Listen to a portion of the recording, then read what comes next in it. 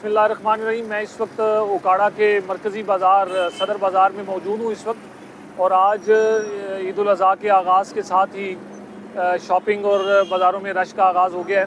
तो इस वक्त यहाँ पर पुलिस की जो डिप्लॉयमेंट, पुलिस की नफरी तैनात है, जो कि शहरियों को तहफ़्फ़ुज़ फ़राहम करने के लिए हर वक्त मौजूद है।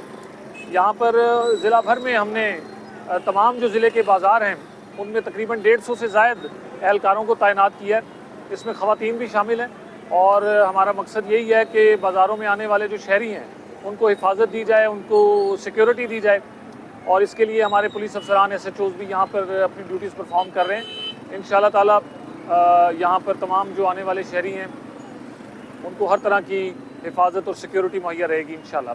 शुक्रिया।